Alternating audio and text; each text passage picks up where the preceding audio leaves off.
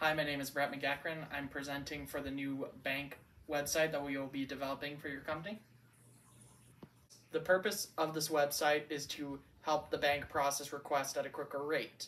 Currently, the old website is having issues when higher loads begin to arrive. As such, its responsiveness is going down. Therefore, this website is meant to affect this.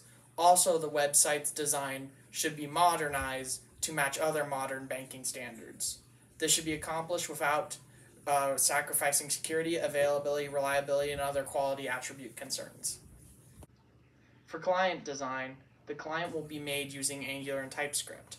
This is to be accomplished by using Angular material and other Angular libraries to implement needed functionality. TypeScript is being chosen over JavaScript as it provides the same functionality as well as doing additional type checking to prevent any issues with type checking.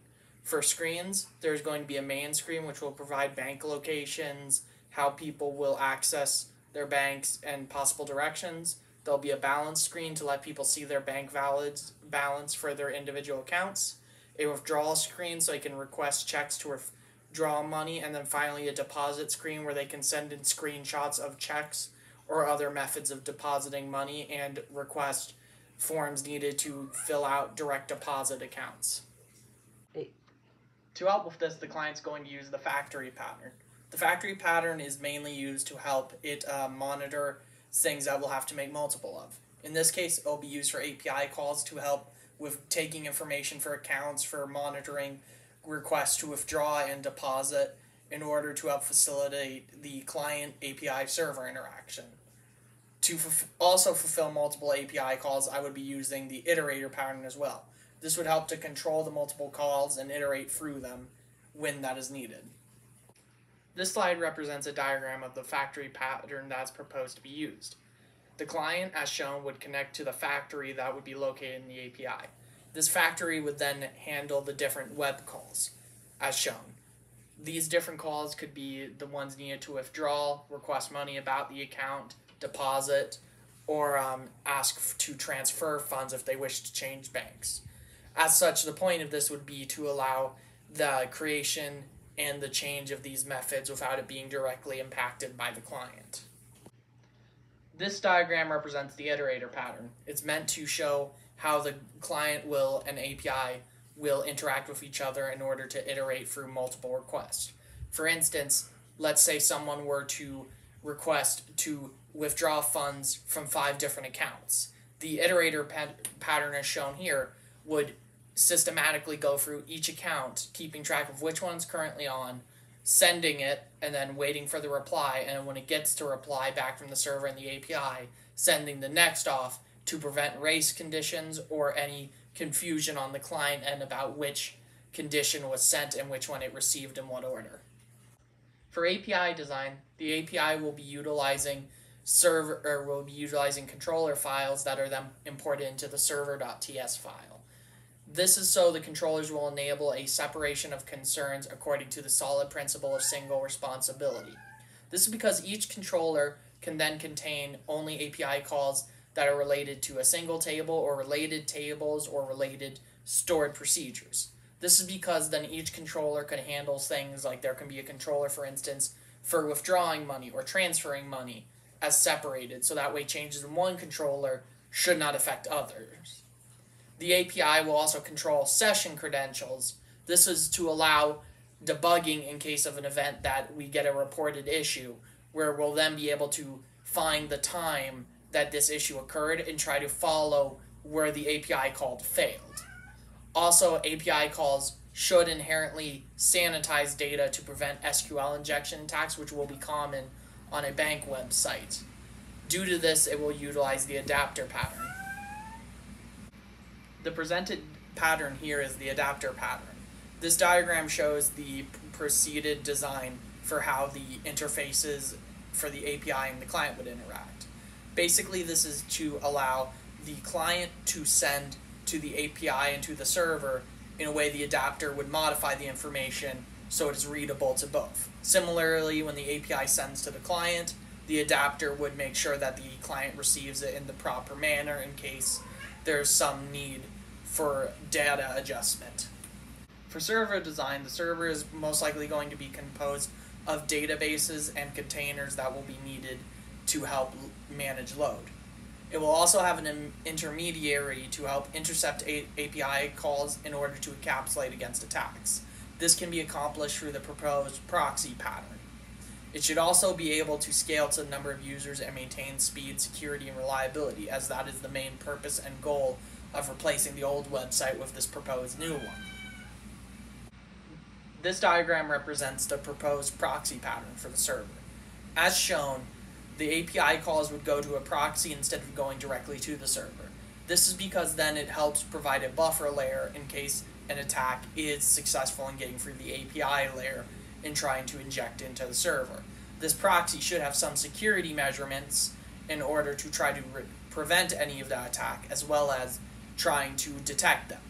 It should also not interact closely with the server, but only provide any information that the server provides to it without it being able to write to the server, unless it is a very specialized response, like a withdrawal or something that has been severely checked against credentials and other ways to prevent attacks. The server and API and client will interact through a singleton pattern to provide speed by making separate instances for the client from the server. As such, the client should attempt to validate user input before sending to the API. It should also have interfaces to adapt to the API's output, as well as have its data adapt to the API's input in case there is some adaptation that needs to occur. The API should also perform validation on the output as another step of checking that user input is not incorrect or attempting to attack. The server should finally validate both the information received as well as any credentials before sending back information or changing information. This is because the most common type of attack for this would probably be SQL injection. This is the singleton pattern for the server client and API interactions. It represents how the server will create new instances that will then be fed to the client instead of the server having to manage each individual thing. As such, this is mainly to help ensure that the site remains fast and doesn't use a lot of resources when the load becomes high, as some banking websites will probably have during specific quarterly reports and other instances when large amount of people will be accessing the bank. The next section of this presentation is going to be about the various views of the project. These will contain a physical view, a conceptual view, and a logical view. From a physical point of view, the project is going to consist of a client. This will be in the form of the website that we are producing. An expanded point of functionality that's already been talked about is if this could also include a future app to interface with a phone. Next, an API will be needed. This will help connect the client and the server. And as mentioned, a server will also be needed that will contain the database and as well as any containers that will help manage the load. This will most likely be on premises for security reasons, as the cloud does not have any data capability for our price range. From a conceptual point of view, this will still maintain a client, an API, and a server interaction feature. These will interact via different API calls to process certain requests, such as accessing information about the account, withdrawing from the amount, and depositing into the account, or doing other things such as ordering checks. From a logical point of view, the client's going to pass functions between itself, if it's things that the client can do, and pass things to the API, which will then pass to the server, and then wait for feedback to give back to the client. This will enable it to interface with databases. This diagram represents the physical view of the website. As you can see in it, this will be a user browser such as Safari or Chrome that will then load the website client. With this, the website will interact with the API, which will connect to the database and send back and forth information, as well as some things that may require it to go straight to the server to, for instance, get the website client, get details to where a bank is located if they put in their zip code, to get addresses and other functionality such as that. This diagram represents the conceptual view of the website. Most likely, the user will pass input to the website, and the website, if it is in its own functionality range, will be able to respond to the user. This could be for things such as telling the user where to go to certain locations and what people to call if they need to ask for customer service help. However, other things will require it to go to the website's interface, which will then allow it to connect to the API. Through this, it can then talk to the database and the servers themselves that will enable it to the user to log into their account and access information about their accounts or any connected children accounts they may have, where they may be able to withdraw banking account or set up direct deposit. As such, this conceptual view can help help people understand how the system will be organized. This diagram represents the logical view. As you can see, this represents more of the workflow and the sequence of stuff that would happen. Most of the time, the user will input something and it will go to the website. After this, the website may try to process it itself in order to do things, as the previously mentioned, respond to questions such as where to contact customer support and other things. However, other than that, it will pass this information to the website interface. This interface will then pass it to an API that can either make a call to withdraw, deposit, or access information about an account. With this, it'll be able to access the database through the server and try to help process this. This should also, while this diagram doesn't inherently include data error processing, that will also be included to help provide messages to users in case of low connectivity or high strain that causes the transfer of information to be slower than usual. So for security issues, as previously mentioned, SQL injection attacks are incredibly important in this. This is because this is a very common and easy way for the site to be attacked and for people to gain data they are not supposed to be able to and therefore take people's money. Therefore, any user input fields where people can put stuff into, which most commonly would be thought of as, say, places where you would put in numbers to withdraw, deposit amounts of money or transfer, this would also still include things like password and username and email fields. And in these, we would be sanitizing to try to prevent this attack. Next, another attack we would have to defend against is a denial of service attack. Denial of service attacks are when hackers try to bring the website down so that way no normal user can access it. As this is a banking website, that could be extremely problematic, as businesses and regular people may then lose access to their funds, which could harm their businesses or even their ability for normal people to pay bills. This is also extremely bad for the bank in and of itself, as it will cause heavy damage to their reputation. As such, that's another issue that this website will definitely need to consider. Next, stolen data or ransomware attacks would also be important to defend against. As stated previously, banking information is extremely confidential and can be extremely problematic if it is taken by an unverified user. As such, this must be extremely safeguarded.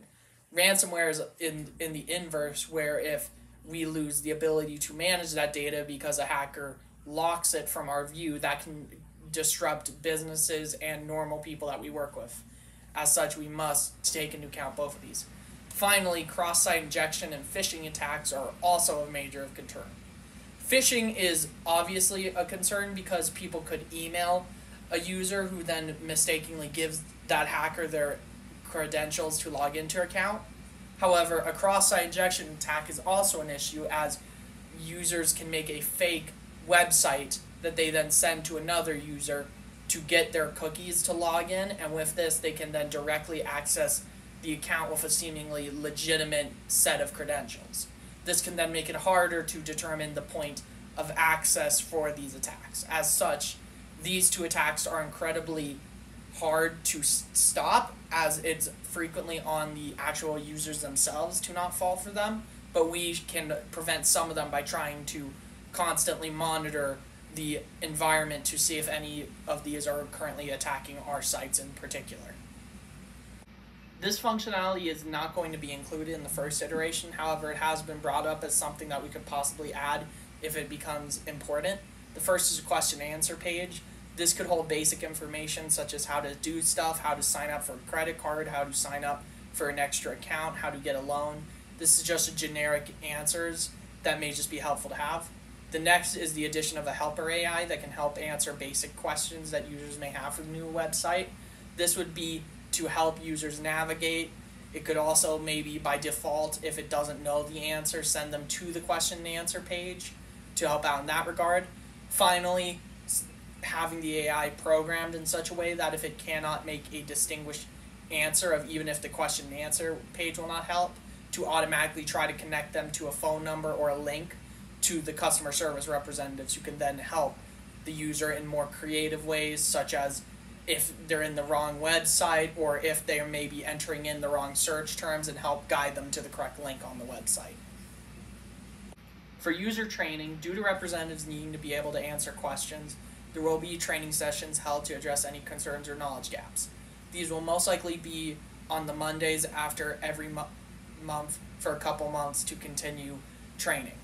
In these sessions, users will learn how to work the system as well as properly report bugs, so that may be quickly handled. Also, we will be covering how to report to us ideas and change requests, so that way we may document those in case there is a time we can handle adding those in the future. Post-production process. After a product is launched, our team will continue to be available for free months after launch in a direct fashion. This will be to help with training, reporting and fixing of issues, and gathering change requests, which can be evaluated for their priority and possibility of being incorporated. This does not mean after 3 months we will stop maintaining the product. Instead, we will then go into where we will not have this as our main product we are monitoring. However, for 3 months we will always have people staffed in case of an emergency issue that needs to be immediately resolved. As such, the main purpose and objective of this project is to create a newer website that has a more modern appearance, has more reliable speeds, and does not sacrifice any other quality attributes. Does anyone have any questions?